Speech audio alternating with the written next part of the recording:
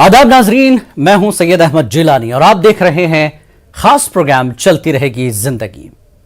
नाजरीन, हमारे इस प्रोग्राम की खास बात यही है कि हम आपकी सेहत का ख्याल रखते हैं, यानी हिंदुस्तान की सेहत का ख्याल रखना हम अपनी जिम्मेदारी समझते हुए इस प्रोग्राम का हमने आगाज किया।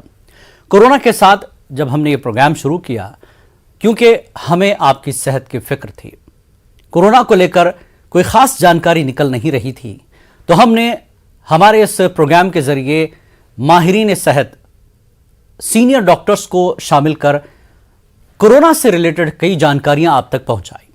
कोरोना की पहली लहर आपने देखी, दूसरी लहर देखी, अब तीसरी लहर से हम गुजर रहे हैं। तो इस वक्त मुल्क के जो हालात हैं कोरोना को लेकर, और तीसरी लहर में जब हम गुजर रहे हैं, तो कोरोना के बाद के क्या हालात हैं उन मरीजों पर जो इफेक्ट हुए हैं। तो फिलहाल मुल्क में कोरोना के जो डेली केसेस हैं मुसलसल कमी देखी जा रही है, और वजारत सेहत की जानिब से जारी करदा आदाद-ओ-शुमार के मुताबिक पिछले 24 घंटे में 1,61,386 अफराद में मर्ज की तस्दीक हुई, यानी मुतासर पाए गए। और जबकि मुल्क में कोरोना मरीजों की अमवात की तादाद में मुसलसल इजाफा जो है वो तशवीश पैदा हो गई है। इसके बायस क्योंकि मरने वालों की तादाद थोड़ी सी बढ़ रही है। तो पिछले 24 घंटों में 1733 अफराद की वायरस से मौत हुई है। तीसरी लहर में एक दिन में अब तक सबसे ज्यादा अमवात दर्ज की गई हैं, और इसी दौरान 2,81,109 अफराद डिस्चार्ज हुए हैं। तो कोरोना के खिलाफ टीकाकारी मुहिम के तहत अब तक 167 करोड़ से ज्यादा वैक्सीन डोज लोगों को लग चुकी है, जो कि एक बड़ी कामयाबी है। और तीसरी लहर में जो लोग मुतासर हुए भी हैं लेकिन हॉस्पिटलाइजेशन नहीं हुआ है, तो इसका मतलब यह है कि हमारी कामयाब वैक्सीनेशन डोज जो लोगों को डबल डोज लग चुकी है, वो किसी हद तक जो है खौफ का शिकार नहीं होंगे। ठीक है, वो दोनों डोज के बाद भी कुछ लोग बीमार हुए हैं, तो वो मौसम की तब्दीली, फ्लू है, और फिर सब वेरिएंट जिस तरह से ओमिक्रॉन के बारे में कहा जा रहा है कि माइल्ड सिम्टम है, तो इसी तरह की चीज़ें सामने आई हैं। तो आज हमारे साथ दो खास मेहमानों को हम शामिल करेंगे। डॉक्टर अजीब दास गुप्ता, जो कि मेंबर है नेशनल AEFI कमेटी के, और डॉक्टर स्वाति महेश्वरी जी, जो कि सीनियर इंटरनल मेडिसिन एक्सपर्ट हैं। आप दोनों का इस्तकबाल है, स्वागत है। सर, हम लगातार इस प्रोग्राम में लोगों की सेहत को लेकर बात करते रहे हैं, और हमारे इस प्रोग्राम के जरिए आपने लोगों को बहुत ही अच्छी तजवीज़ें दी हैं, लोगों को मशवरे दिए हैं कि आपको अपनी सेहत कैसी रखनी है।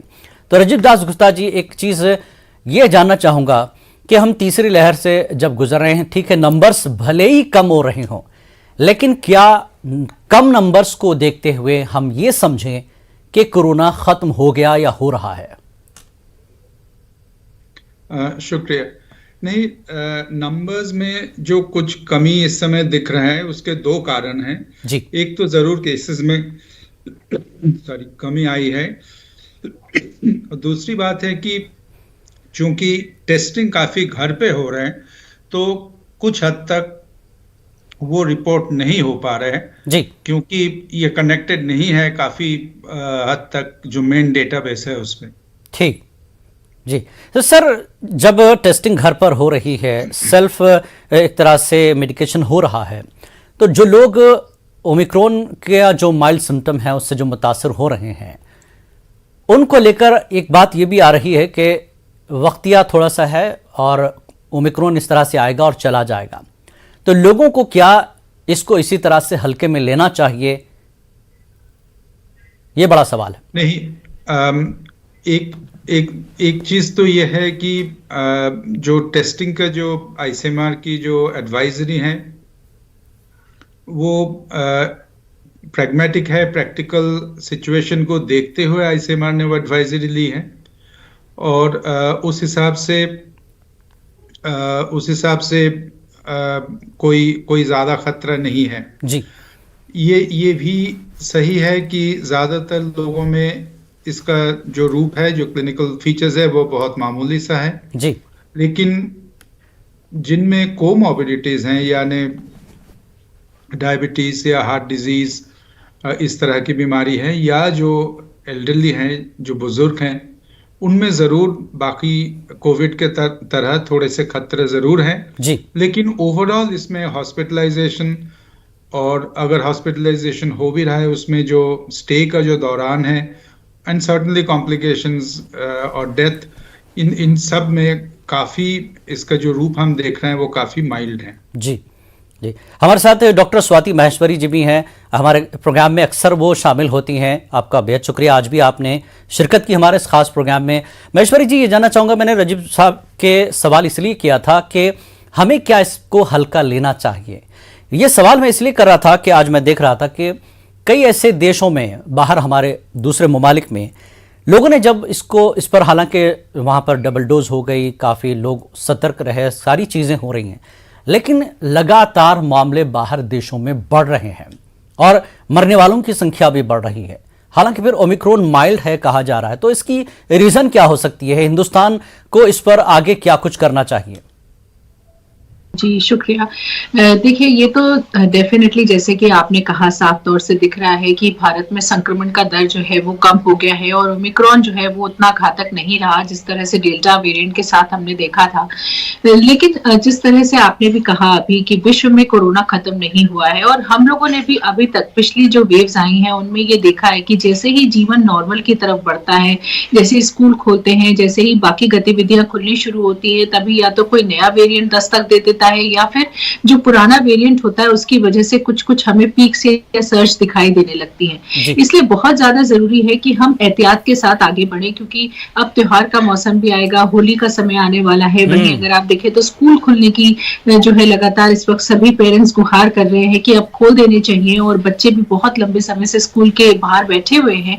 ऐसी स्थिति में जब हम चाहते हैं कि जीवन धीरे धीरे नॉर्मल की तरफ बढ़े, हम बाहर कहीं ट्रैवल करना चाहें तो कर सकें, तो इन सब चीजों के लिए जरूरत है कि हम उसको अपने जो हमारा आचरण है उसकी तरफ हम जरूर लगातार ध्यान दें, क्योंकि अगर हम उसे कंट्रोल करके चलेंगे तो हम बहुत आसानी से आगे बढ़ सकते हैं, जीवन नॉर्मल की तरफ भी जा सकता है। क्योंकि ये तो साफ तौर से दिख रहा है कि वेरिएंट्स जो अब नए आ रहे हैं वो धीरे धीरे उतने घातक नहीं दिख रहे हैं। लेकिन जो हम बात बोलते हैं कोई बहुत साधारण सी बात है, फिर भी लोग उसको लापरवाही की तरह से लेते हैं और उसकी तरफ संजीदा नहीं होते। ये बहुत आश्चर्य की बात है, क्योंकि देखिए, केवल मास्क लगाने की बात है, केवल इस बात का ध्यान है कि थोड़ी सामाजिक दूरी का ध्यान रखना है जब आप बाहर निकल रहे हैं, लेकिन फिर भी लोग उसको इतने हल्के से लेते हैं और कहीं भी हम मास्क लगाए हुए लोगों को नहीं देखते। ये एक बहुत ही चिंता का विषय है कि हमें समझना चाहिए कि जब इतनी आसान सी चीज हमसे बोली जा रही है करने के लिए, और अगर हम उसे करते रहे तो हम आने वाले वक्त में और मुसीबतों से बच सकते हैं, नए वेरिएंट से बच सकते हैं।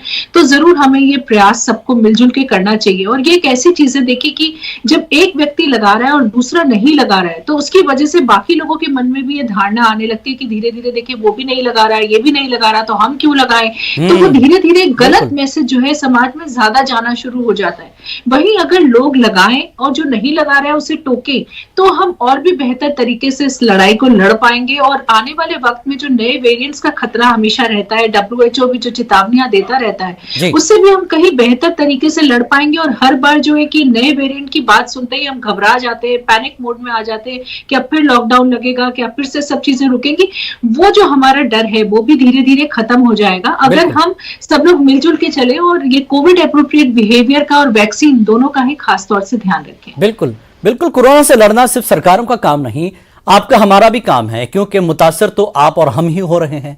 और जो कोविड बिहेव है उसको आप नहीं अपनाएंगे तो लाजमी बात है, जैसा कि हमने पहली बार देखा था, दूसरी लहर के बाद मामले बिल्कुल ऐसा लग रहा था कि कोरोना शायद इस बार खत्म हो जाएगा, लेकिन जब तीसरी लहर की बात शुरू हुई, अचानक मामले जिस तेजी से बढ़े हैं, तो सवाल दूसरा यही है रजीब दास गुप्ता जी, मामले खत्म हो रहे हैं, 3 वेरिएंट हम अब तक देख चुके हैं, इस तरह से तीसरी लहर से हम गुजर रहे हैं, तो क्या कोरोना का जो खतरा है या उसका जो इफेक्ट करने की जो ताकत है वो धीरे धीरे घट रही है?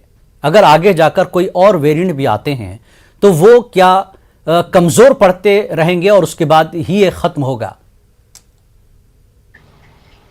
ये थोड़े से दो अलग बातें हैं जी। एक तो ये है कि जिसे हम natural history of the disease कहते हैं। Natural history of the disease में इन जनरल जो विरुलेंस है ऑर्गेनिज्म की वो धीरे धीरे कम होता है जी, और वो एक माइल्ड रूप में वो एंडेमिक हो जाता है।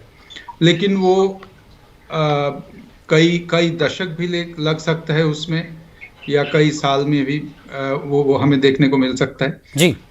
कॉलेरा पेंडेमिक जो है वो कई सेंचुरी हो गए, कई शतक हो गए उसके चलते हुए। जी। तो इसलिए कितने साल में या कितने जल्दी ये होगा, ये फोरकास्ट करना मुश्किल है। जी। साथ साथ ये भी बात है कि कोई और खतरनाक वेरिएंट भी इमर्ज कर सकता है। जैसे हमें पता है कि दुनिया भर में कई देश है जी। अभी भी जहां वैक्सीन कवरेज काफी कम है। अगर पूरे अफ्रीका कॉन्टिनेंट देखें तो 2 डोजेस का कवरेज इस समय 10-12% के आसपास है। जी। तो इसलिए वैक्सीन इक्विटी की जो बात है ग्लोबली WHO का जो उद्देश्य है कि वैक्सीन इक्विटी हम जल्द से जल्द कर सकें, उसमें हम काफी पीछे हैं इस समय। जी। तो इसलिए ये वैक्सीन इनइक्विटी के चलते हुए अदर वेरिएंट्स इमर्ज करने का डेफिनेटली एक रिस्क है। जी। पर उस वेरिएंट का क्या रूप होगा ये फोरकास्ट करना मुश्किल है। पर जहां तक भारत का सवाल है, काफी ज्यादा मात्रा में हमने एडल्ट्स को 2 डोजेस इम्यूनाइज किया है। एल्डरली में बूस्टर शुरू हो चुका है। ये सब देखते हुए भारत का जो पोजीशन है वो हम मान सकते हैं इस समय, अगर बिल्कुल ही कोई अलग तरह के वेरिएंट ना आए, जी, काफी मजबूत है। जी। स्वाति महेश्वरी जी, जिस तरह से डॉक्टर साहब ने कहा कि हमारे पास हालात फिर भी ठीक है, बेहतर है, इसकी एक वजह क्या आप मानती हैं कि हमने अब तक 167 करोड़ से ज़्यादा जो वैक्सीनेशन डोज हमारे यहाँ लग चुकी है, तो तीसरी लहर के कमज़ोर पड़ने की एक वजह यह है कि हमने वैक्सीनेशन ड्राइव जिस मजबूती से चलाया और ज़्यादातर लोगों को दिया है, तो इसीलिए हॉस्पिटलाइजेशन कम हुआ है और लोग कम मुतासर हो रहे हैं। एक वजह यह हो सकती है। जी बिल्कुल, देखिए इसके पीछे कुछ कारण है, खासतौर से कि भारत में संक्रमण इतना ज्यादा नहीं बढ़ा, जबकि हम अमेरिका में और यूरोप के सभी देशों में तबाही होते हुए देख रहे थे। ओमिक्रॉन के साथ भी जिस तरह से नंबर्स वहां पर सामने आ रहे थे, उससे बहुत लग रहा था कि भारत में भी शायद काफी नंबर्स होंगे। लेकिन अगर आप देखें तो एक सबसे बड़ा श्रेय, जैसा आपने कहा, बिल्कुल हमारे टीकाकरण अभियान को जाता है, और वही लोगों के पार्टिसिपेशन को भी। देखिए अगर आप अमेरिका और यूरोप की बात करें तो वहां एंटी वैक्सीन लॉबी जो है वो बहुत स्ट्रांग है। वो लोग अक्सर प्रोटेस्ट करते रहते हैं कि हम वैक्सीन नहीं लगवाएंगे, खुल करके सामने आकर के बोलते हैं कि नहीं लगवाएंगे और हमें कोई फर्क नहीं पड़ता है। तो लेकिन भारत में अगर आप देखें तो ज्यादातर लोगों ने जो है इसमें काफी पार्टिसिपेशन किया है। लोगों ने इस चीज की अहमियत को समझा है कि अगर हम वैक्सीन लगवाएंगे तो हम ज्यादा सुरक्षित होंगे। एक ने दूसरे को प्रोत्साहित किया है, तो ये भी एक बहुत बड़ा फैक्टर भारत के लिए रहा है। एक तरफ से सरकार ने अपनी तरफ से पूरा प्रयास करा कि मुफ्त वैक्सीन लोगों तक पहुंचे, दूर दराज के इलाकों तक पहुंचे, और वहीं लोगों ने भी उसको स्वीकारा है। जबकि हम कुछ छुटपुट घटनाएं इस तरह की जरूर सुनते हैं जहां वैक्सीन को लेकर के कुछ न कुछ अवरोध रहता है, लेकिन समय के साथ धीरे धीरे अगर हमने 75% एडल्ट्स को अपने लगा लिया है वैक्सीन भारत में 1 साल के अंदर, तो ये साफ तौर से दिख रहा है कि लोगों का अपटेक भी वैक्सीन को लेकर के काफी बेहतर रहा है। वहीं अगर बात करें तो भारत में मेरे ख्याल से सजगता लेकर के कोरोना को लेकर के भी वो भी काफी बेहतर है। जब हम लॉकडाउन की बात करते हैं या हम नियमों का पालन करने की बात करते हैं, तो बाकी देशों के मुकाबले हमारी जो भारतीय हैं वो कहीं बेहतर तरीके से उन चीजों को करते हैं, और इसका हम लोगों ने देखिए अच्छा नतीजा भी सामने देखा कि तीसरी लहर में जहां हम बात कर रहे थे कि 10 लाख 12 लाख केस एक दिन में हो सकते हैं अस्पताल, फिर भी ओमिक्रॉन के साथ भी ये संभावनाएं हो सकती हैं। तो चीजें हम लोगों ने नहीं देखी, और ये बहुत अच्छी बात रही कि जल्द ही ना हमें लॉकडाउन में कंप्लीट जाना पड़ा, और जल्द ही हम वापस जो है अपने जीवन की तरफ सब लोग लौटने के पूरे प्रयास में हैं। तो वही ये भी जरूरी हो जाता है कि सरकार भी जीनोमिक सीक्वेंसिंग और जो हमारा कम्युनिटी सर्विलेंस है उसको लगातार करती रहे, ताकि ये जो नए वेरिएंट्स की आशंका रहती है उसको हम समय से पकड़ सकें और वो तेजी से ना बढ़ पाए। और वहीं लोग भी इस बात का सहयोग पूरी तरह से करें कि हम अपनी तरफ से क्या योगदान कर सकते हैं, कम से कम मास्क लगा करके बाहर निकलें, जिससे कि हम उसको और आगे ना बढ़ाएं। बिल्कुल बिल्कुल। देखिए, मास्क लगाने की बात कई डॉक्टर्स ने हमारे इसी प्रोग्राम में कही कि हम तो अस्पताल में जाते ही मास्क लगाते हैं क्योंकि हमको पेशेंट्स देखने हैं। वो नहीं चाहते कि मेरी वजह से पेशेंट मुतासिर हो या पेशेंट की वजह से वो खुद मुतासिर हो। और इस बीच में एक बड़ी दुख की बात यही है कि हमने इतनी जो है सख्ती बरतने के बाद, इतने प्रिकॉशंस लेने के बाद, कई डॉक्टर्स आज हमारे बीच नहीं हैं। उन्होंने आप जैसे लोगों के लिए जिन्होंने लापरवाही की, उन सबको, उन मरीजों को जो मुतासिर होकर अस्पताल पहुंचे, उनके ट्रीटमेंट के दौरान खुद कई ऐसे डॉक्टर्स हैं जो चल बसे हैं। तो हमें ये सोचना पड़ेगा कि एक डॉक्टर्स जो आपके लिए अपनी जिंदगी जो है लगा रहा है, वो बिना मास्क के घर से नहीं चल रहा है, तो आप लोग इतनी लापरवाही बिल्कुल भी न करें। ये बहुत बड़ा उदाहरण मैंने आपको दिया है कि डॉक्टर्स जब इस चीज को नजरअंदाज नहीं कर रहे हैं तो हम क्यों नजरअंदाज कर रहे हैं इस चीज को लेकर। बहुत अहम बात आपने की माहेश्वरी जी। और दूसरी बात यह है डॉक्टर अजीब दास गुप्ता जी, 2 वैक्सीन के बाद भी लोग अगर मुतासर हो रहे हैं, हल्का सा बुखार है, खांसी है, गले में थोड़ा सा इन्फेक्शन है, खांसी हो रही है, तो एक सवाल ये आ रहा है कि मैंने 2 डोज ले लिए हैं फिर भी मैं क्यों मुतासर हुआ हूं। क्या वैक्सीनेशन का जो असर है, वैक्सीन का जो असर है, वो कितने दिन तक रहेगा? उसके बाद जो जिस तरह से बूस्टर डोज की बात आ रही है, तो अब हालांकि कई मुल्कों में बूस्टर डोज लगने शुरू हो गए हैं, तो अब हिंदुस्तान में क्या ऐसे लोग जो मुतासर हो रहे हैं 2 डोज के बाद, उन्हें बूस्टर डोज के लिए अब आगे आना पड़ेगा, और बूस्टर डोज कैसे आगे लगाया जाएगा हिंदुस्तान में? जी, एक तो ये है कि ये जो कोविड के वैक्सीन्स हैं जी, या जो आमतौर पर जो एडल्ट वैक्सीन्स हैं उनमें और बच्चों के वैक्सीन्स में ये फर्क है कि ये बीमारी पूरी तरह से प्रिवेंट करने के लिए नहीं है। इसका मुख्य उद्देश्य जो है वो बीमारी को माइल्ड रखें, हॉस्पिटलाइजेशन, डेथ या सीवियर डिजीज, इन चीज़ों से इसको प्रिवेंट करें जी। और वही हमें देखने को मिल रहा है कि 2 डोजेस के बावजूद जिनको कोविड हो रहे हैं वो काफ़ी एक माइल्ड बीमारी है, उसमें कॉम्प्लिकेशंस आप देखेंगे बहुत ही कम है। जहाँ तक ओमिक्रॉन का सवाल है, ओमिक्रॉन में इतने ज़्यादा म्यूटेशंस हैं कि उसके जो इम्यून एस्केप प्रॉपर्टी है जी, यानी 2 डोजेस या पूरी जो शेड्यूल है वैक्सीन के, उसके बावजूद वो इन्फेक्शन का संक्रमण हो रहा है उससे जी, और 2 डोजेस तो है ही, बल्कि कई देशों में जहां बूस्टर भी लग चुके हैं काफी संख्या में, वहां बूस्टर के बावजूद भी इन्फेक्शंस हुए हैं ओमिक्रॉन के कारण। लेकिन बात वही है कि वो सब केसेस में काफी माइल्ड रहे। ठीक। ओमिक्रॉन फेज में जो डेथ्स या हॉस्पिटलाइजेशंस हमें दिख रहा है जी, वो काफी मात्रा में अनवैक्सीनेटेड या पार्शियली वैक्सीनेटेड पॉपुलेशन में है जी, हमारे देश में भी और बाकी बाहर के मुल्कों में भी। जी जी।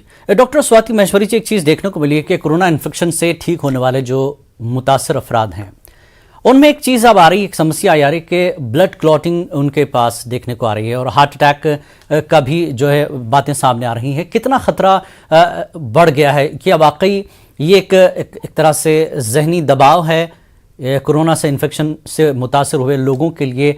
और ये जो सिम्टम अब देखने को मिल रहे हैं, ठीक हो गया है पेशेंट इन्फेक्शन के बाद, लेकिन ब्लड क्लॉटिंग और हार्ट अटैक वाला जो मामला है ये कहीं ना कहीं खौफ पैदा कर रहा है लोगों को। कैसे मरीजों के लिए एहतियात अभी बरतने की जरूरत है? बिल्कुल, देखिए कोरोना को लेकर के अभी भी बहुत सारी ऐसी जानकारियां हैं जो हम तक नहीं पहुंच पाई हैं और समय के साथ और भी हमारी जो इसको लेकर के एक क्लैरिटी है वो सामने आएगी। लेकिन अगर अब आप देखें तो एक बात अच्छी जरूर है कि ओमिक्रॉन के मुकाबले जो डेल्टा वेरिएंट था वो ज्यादा घातक था। उसमें जो हम पोस्ट कोविड कॉम्प्लिकेशंस थे वो भी हम डेल्टा वेरिएंट के साथ ज्यादा देख रहे थे। जिस तरह से आपने कहा ब्लड क्लॉटिंग, हार्ट अटैक, इस तरह की समस्याएं हम डेल्टा वेरिएंट के साथ ज्यादा देख रहे थे। और अगर आपको याद भी हो तो डेल्टा वेरिएंट के साथ कई बार हमें खून पतला करने की दवा शुरुआत के दिनों में देनी भी पड़ रही थी क्योंकि वो बहुत ज्यादा इन्फ्लेमेटरी रिस्पांस बॉडी में क्रिएट कर रहा था। लेकिन अगर ओमिक्रॉन की बात करें तो ओमिक्रॉन के साथ ज्यादातर हम जो रिकवर्ड लोगों में परेशानियां देख रहे हैं वो या तो सरदर्द की परेशानी काफी दिख रही है या खांसी लोगों को बहुत ज्यादा रह रही है या थकान की परेशानी जो है, ये समस्याएं ज्यादा सामने आ रही हैं। जबकि ब्लड क्लॉटिंग और हार्ट अटैक वाली परेशानियां जो थी वो डेल्टा के साथ ज्यादा थी, ओमिक्रॉन के साथ कम है। लेकिन कई बार जब आप संक्रमित होते हैं, पहली बात तो यह है कि डेल्टा भी अभी पूरी तरह से खत्म नहीं हुआ है। तो बहुत सारे लोग इस बार थर्ड वेव में डेल्टा से संक्रमित हुए हैं, न कि ओमिक्रॉन से संक्रमित हुए हैं। तो एक बात तो पहली ये कि ये हमें क्लियर नहीं होता है कि हम कौन से वेरिएंट से संक्रमित हुए थे। साथ ही जो ऐसे लोग हैं जिनको पहले से दिल की बीमारी है या फेफड़ों की परेशानी है या कैंसर है या कोई लंबे समय से उनका ट्रीटमेंट चल रहा है, तो ऐसे जो ये वर्ग है इनमें संभावनाएं ज्यादा रहती है कि जो कोविड का बिहेवियर है बॉडी के अंदर जाने के बाद वायरस जो इम्यून रिस्पॉन्स क्रिएट करता है, जिसे हम साइटोकाइन स्टॉर्म भी बोलते हैं, उसकी वजह से जो हमारे बॉडी के जो हीमोस्टैटिक मैकेनिज्म होता है वो पूरा डिस्टर्ब हो जाता है, और इसकी वजह से ये खून के गाढ़े होने की या जो क्लॉट्स हैं उनके बनने की जो टेंडेंसी है वो काफी ज्यादा बढ़ जाती है।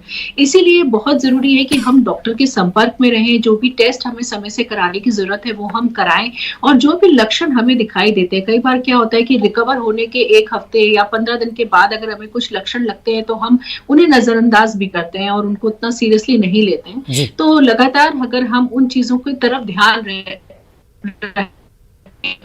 जल्दी से जल्दी डॉक्टर से बात कर लें, तो कई बार वो कॉम्प्लिकेशंस बढ़ने से रुक जाते हैं और उतनी बड़ी परेशानी नहीं होती है। और खास तौर से इस बात का ध्यान रखना है कि सबको पानी अच्छे से पीना चाहिए। अल्टिलनेस अगर आपको कोई किडनी की प्रॉब्लम है या हार्ट की प्रॉब्लम है और डॉक्टर ने आपको पहले से मना कर रखा है, पर बाकी जो लोग हैं सब अगर अच्छी मात्रा में पानी पिए तो जो टॉक्सिन्स हमारी बॉडी में जनरेट होते हैं वो अच्छे से फ्लश आउट हो जाते हैं और आने वाले कॉम्प्लिकेशंस की संभावनाएं कम हो जाती हैं। और थोड़ा थोड़ा एक्सरसाइज करना, अच्छी डाइट लेना, ये सब चीजें हमें जल्दी रिकवरी के पाथ पर लेकर के आती है और आने वाले जो पोस्ट कोविड कॉम्प्लिकेशंस होते हैं उनसे हम ज्यादा बेहतर तरीके से लड़ पाते हैं। तो इन बातों का जरूर ध्यान रखें। बिल्कुल, बहुत अच्छा आपने बहुत ही आसान अंदाज में ऐसे पेशेंट्स को समझा दिया है जिनको वाकई ये समस्या है। डॉक्टर राजीव दास गुप्ता जी, एक सवाल और है कि लोग हेल्थी हैं, सिम्टम नजर नहीं आते, लेकिन एक वीकनेस जो है हेल्थ, उनको लगता है कि मैं हेल्थी हूं, लेकिन कभी कभी उनको थोड़ी सी वीकनेस भी महसूस हो रही है, वो काम भी कर रहे हैं, घूम फिर रहे हैं, सब कुछ हो रहा है।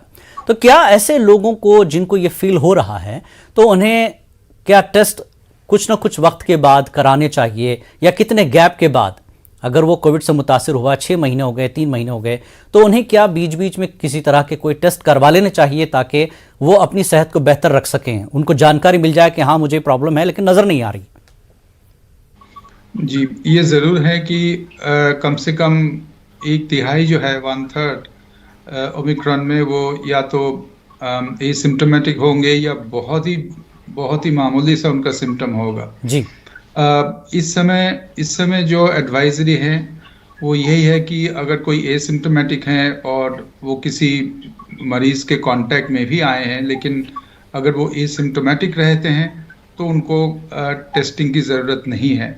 पर हाँ, जैसे आपने बताया कि अगर वो ठीक नहीं महसूस कर रहे हैं तो ज़रूर उनको उनके जो फैमिली फिजिशियन है या नियर बाई जो डॉक्टर है उनसे ज़रूर सलाह करना चाहिए। जी बिल्कुल, जिन लोगों को इस तरह की मुश्किल है या उन्हें महसूस नहीं होता, वो मुतासिर तो हैं, लेकिन लगता है कि मैं काम भी कर रहा हूँ लेकिन थोड़े वक्त के लिए हेल्थ थोड़ा सा थकान सी महसूस हो रही है, तो उनको लगता है, तो ऐसे वक्त में जैसा कि राजीव दास गुप्ता जी ने कहा कि आपको अपने टेस्ट अपने डॉक्टर की सलाह पर ज़रूर करवाना चाहिए। महेश्वरी जी, एक चीज़ और, आपने कल का बजट तो देखा ही होगा, उस बजट में एक चीज़ सेहत के शोबे को लेकर बहुत अहम बात हुई, national tele mental health program की बात हो रही है।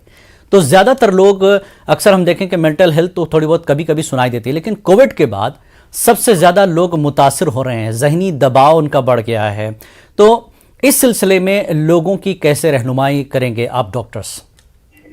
बिल्कुल, देखिए ये एक बहुत अच्छा गवर्नमेंट का इनिशिएटिव है और बहुत समय से इस चीज़ की दरकार थी कि जो मेंटल हेल्थ प्रॉब्लम्स होती हैं वो अक्सर क्या होता है कि लोग पहली बात ये समझ नहीं पाते हैं कि किससे जाकर के बात करें, हिचकिचाहट रहती है मन में और लोगों को लगता है अस्पताल जाएंगे तो कोई दूसरे लोग ये बोलेंगे कि इनको क्या इस तरह की कोई दिमागी परेशानी है, तो वो एक कहीं ना कहीं हंसी का सबब या कोई परेशानी का सबब ना बने, तो इसलिए भी लोग कई बार अक्सर आपने देखा है कि अवॉइड करते हैं। दूसरी बात ये भी है कि जब हमें पता नहीं होता है कि हम किससे बात कर सकते हैं, किससे शेयर कर सकते हैं, तो हम अंदर ही अंदर उन चीजों को अपने अंदर चलाते रहते हैं और ज्यादा दिक्कतों और परेशानियों में पड़ते जाते हैं।